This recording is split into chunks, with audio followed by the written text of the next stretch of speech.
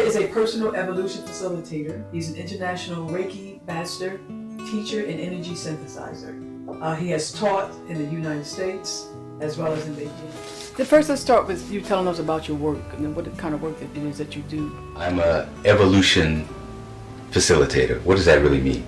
I use energy work to help people evolve themselves to become a better person. What does that mean? We're all good people in our own minds, but we're always looking for something. And what we try to do in the Kaia Universal teaching and training programs that we have is to teach people to tap into the inner self. And the inner self is based on energy. We buy into the concept that we're just a material being, and we leave out that we're actually spiritual beings. And so what I do is try to get us to flip that a little bit and to get a little bit more into the spiritual side of who we are. And so I use different types of energy work, such as meditations, not meditation like we normally sit there and we say Om and whatever, and for 45 minutes we're in a empty space. But the types of meditation we use are called active meditation, which means that I facilitate a transition between the human self and the spiritual realm. How do you do that? Well, we invite the ascended master hierarchy and different other interdimensional beings to come in and actually download light information. And so people sit and visualize what they hear. Like I might say, well, there's this pillar of light coming down from your crown through your entire body into the ground, and they just listen to this and just see that happening with them. And this is the meditative part, and we go further and further with that, and this is like a step-by-step process. And then we use Reiki and Kundalini Reiki and DNA Reiki, and we have all kinds of different types of energy work, primarily to detoxify the energy system. Okay. And what does that mean? That means that in order to connect to your inner being, you got to remove all of the blockages that we have. And sometimes you can think about this like taking soap, washing the body, cleaning yourself off, and then all of a sudden you see a brand new clean kind of skin. Well, our mind and our emotion is so cluttered and blocked and full of debris that we have to remove that. And we do that using energy, such as Reiki. It's a Japanese word for energy. So Reiki together means energy and light. So working with the light of energy. And this light energy comes from the universal. And the universal energy aspect it comes from is that of unconditional love. So there have been some people in religious organizations that say, well, you know, Reiki is not of God. And I chuckle a little bit because everything in creation is created by God. The only thing that is not of God is the misuse of creation. And so Reiki is unconditional love, light energy that is used for healing. Now, healing is a side effect of Reiki. It's not the cause. Reiki in itself is to put you on your spiritual path. That's it, and to elevate your consciousness. And what a wonderful side effect that it can actually be used for healing. You know, so Reiki is pretty much an in-tunement or an alignment to unconditional love. That's what it is. And what is the most primary healing aspect that we have on this planet? Love. We say, oh, love conquers all. Well, that's what Reiki is. It's a very subtle, soft, gentle energy that basically tricks the body to let go. And if you love somebody, you just let go of everything, don't you? Right? Somebody give you a big old loving hug, you become soft, mushy, and smiley and wonderful, and you just feel it, and the world is good. The same thing will go into the 4th, 5th, 6th, 12th, whatever other dimension. There are beings living in many different dimensional spaces, and we can only see the dimensions that we can cognize. Right. And so we live in a 3rd dimension. We believe that that's all there is. But there's beings that live in the fourth dimension. There are beings that live in the fifth dimension, so forth and so on, just like the amoebas in the first dimension. Right. Now the thing is, we have to create a microscope or some kind of energy scope to tap into it. And how do we do that? Well, we increase our vibratory rate, we expand our consciousness to be open to other dimensional expressions. So we tap into energetics beyond ourselves. So this is what we call, microscope was Right. looking deep. We need a macroscope. Okay. That is something to expand beyond the six senses that we normally have. So how do we heal ourselves? Because you said you help facilitate healing. So how does that work, so to speak? Well, it's very interesting. Understanding that my whole platform for healing is to purify and detoxify the person's energy field first. When I can clean up your mental, physical, emotional, or spiritual debris, then all of a sudden you can tap into all the things that are there. I agree that there are beings interdimensionally that exist, and I call on their assistance. I work with certain ones. How that came about, well, that's another story, a different progression. Yeah. But basically, when I work with the person, some people hear voices in their head. Well, me, I'm an empath, so I feel things. And then I have another super sense.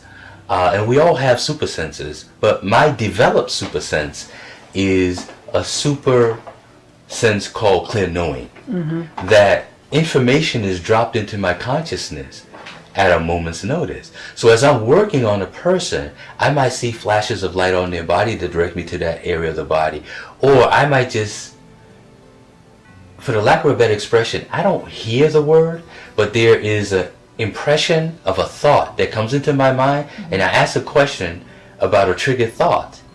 Or I would, in my mind's light, because I can't say in my mind's ear, in my mind's light, I would see this word or this question to ask, and I would ask, or I would go to that particular spot, and then somebody say, oh, that's running all the way down to my baby toe. And how can you touch me on my shoulder and it runs down there? Well, it's not because I myself did that.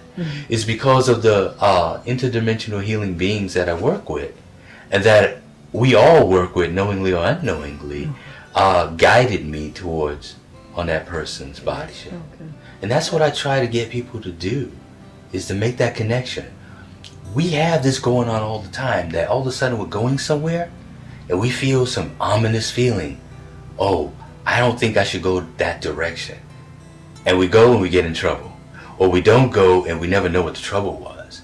Or somebody feels that somebody touched you and you look around behind you and it's like, ain't nobody there. What is that?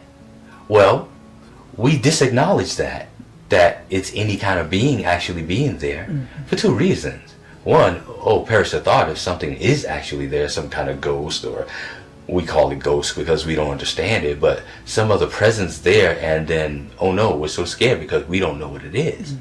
And the other thing is, or we can just disacknowledge it and then dumb down ourselves and say, well, okay, well, that wasn't nothing. We acknowledge we were touched. Yeah. We acknowledge we felt something. But because we didn't see it, it is not there. Yeah. And that has been limiting us. Why? And I really want to say this because it's very, very important. Because we believe that we're material beings and we don't believe that we're spiritual beings. Right. But we were created in the image of God. Your holy books say that. But what is that image? And if we were created in an image of God, just like our children are created in the image of their parents, then aren't we like unto that? So the fact of the matter is, until we acknowledge that we are the presence of God in action, we will never acknowledge other realms of life. Yeah. But the fact of the matter is, we are God. Why? If you look up the word hue, because we call hue and man. Man is material being or formed. But hue means God or spirit. And if we acknowledge that we are God formed or spirit formed into matter, and we were created in the image of God, what kind of spiritually formed being are we other than God-man beings? And if we acknowledge that, then we can acknowledge the power of God.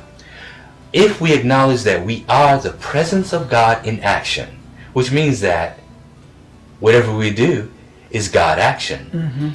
Everything that we see is creation, including us. Everything in creation, in your holy books, it says God is everywhere, in everything, and closer to you than your jugular vein, so to speak. If we look at all these things in nature, which are of God, and aren't they the presence of God in action? Isn't it a wonderful thing to see a tree and really dissect on how it grows and how it lives so long and whatever? That's God. That's right. God created, he put himself in it. The only reason why we exist is because God exists. Right. And if there was no existence, we wouldn't be. And we are God expression. And so if we are that, then we have super senses. The only reason why we don't feel them, acknowledge them, or whatever is because we're in form. So it's harder to express it. But as we lighten our load mentally, physically, emotionally, and spiritually, we actually bring out the God presence that we truly are.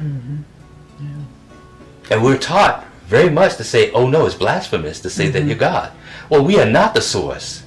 But God, in his holy books, presented to us, said that we're created in his image and likeness. Yeah. And likeness doesn't necessarily mean form, but we don't have to get into what their likeness is, but just use it as an expression that is very, very important to accept ourselves as God-man instead of just man beings. Right. Because then when we feel this energy touch us in the back of our shoulders, we say, oh, there's another presence here trying to get our attention. Yeah. Rather than, you know, the fact of the matter is, you have a question in the line of how to become a healer, or what is the step towards that? Well, basically, the first step was to accept that you're the presence of God in action. And then accept the truth of your creation. What does that mean? That means we all have spiritual laws we have to abide by. And in abiding by the spiritual laws of nature that allows for existence to occur and recur, we have to abide by our own spiritual law of our creation. Right. Not one of us are created to act and interact in the same manner. We have our own way of cognizing and expressing. But every time that we try to fit into somebody else's paradigm, we create sickness and ailment within That's exactly ourselves. right. Because our nervous system is rejecting Oh my God. being other than what it is. And so the first key to healing is accept and be yourself. Right. And in accepting and being yourself, the presence of God in action, it means that your quirky ways are absolutely good for you. Yeah.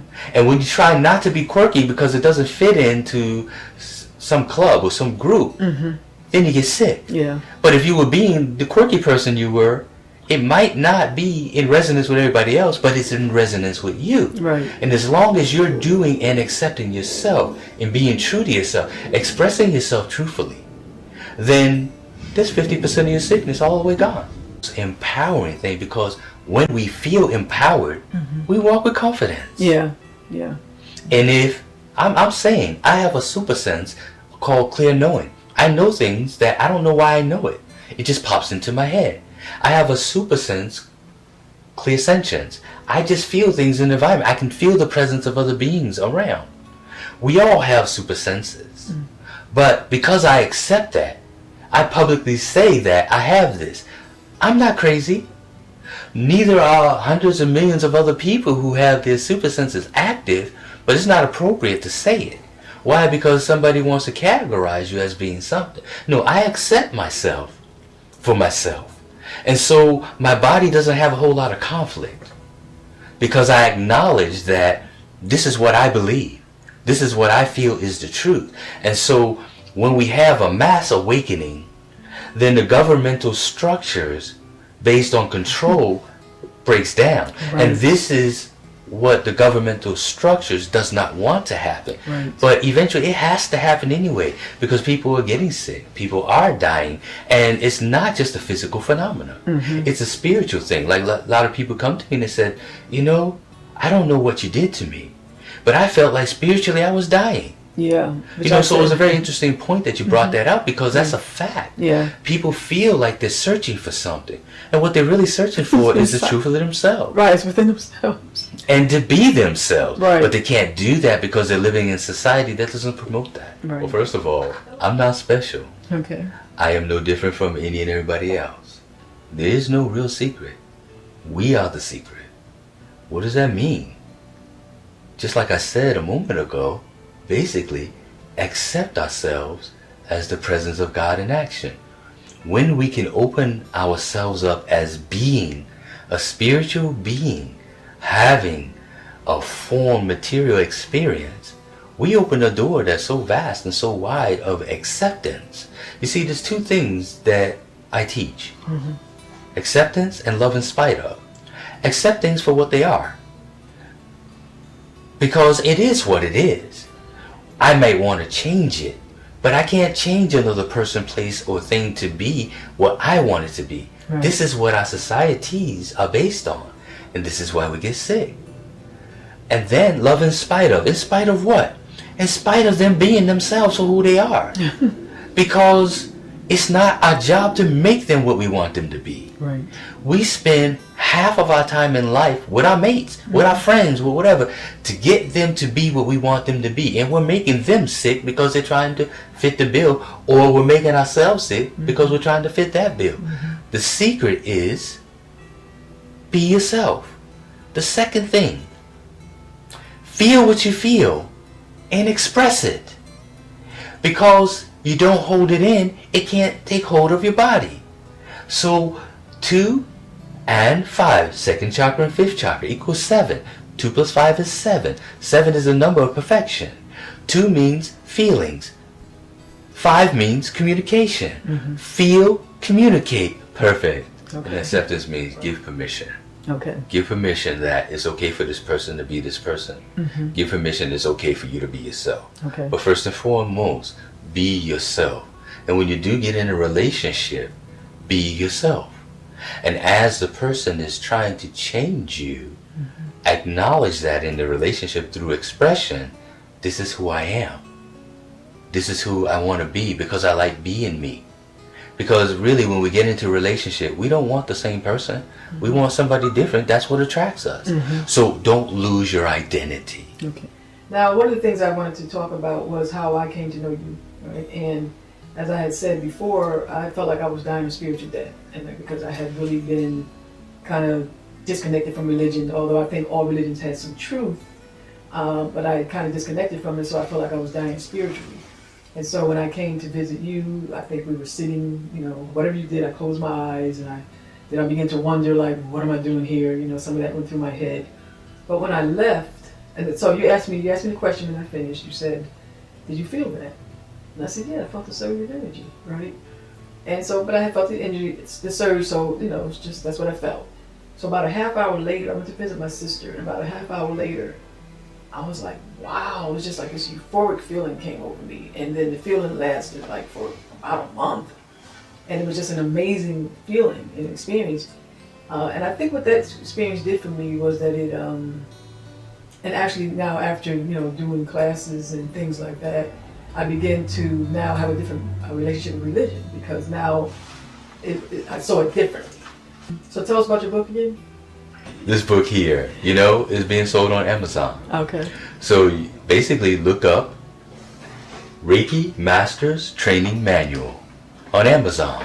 It'll come right on up. You can get this book from my website, www.kaiauniversesoul.com. And then you can also see the type of energy work and classes that I also present to people. Oh, okay, good. Right, because I forgot to tell you to talk about your classes. Okay. I don't know if you're still doing energy healings, but you actually say you facilitate people doing their own healing. So you basically do classes. Yes, I do classes, but in the classes we do healings, and I do have people that call on the side, and I do private healings on. So if you connect with me through my website, all that information is there as well. Okay, give us your website again. KaiaUniverseSoul.com. www.KaiaUniverseSoul.com. Okay, and show me your book one more time. And here it is, the first of a series of books that are Living Light Energy books.